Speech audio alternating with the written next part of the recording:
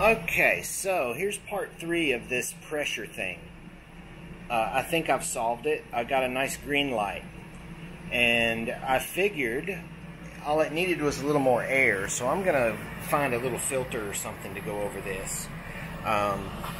But you'll see if I cover that hole, I get the error. So all I'm doing is equalizing this so that the pressure it references is based on the max flow from the inlet, and taking that into account. Now, as the filter starts to occlude and collect debris, it should still fire. It should still give you the alert.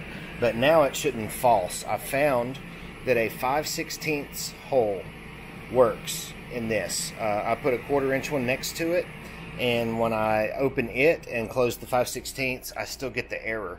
So this is pretty accurate. I have a feeling that it'll alert you in plenty of time, and I think that's all we need to do.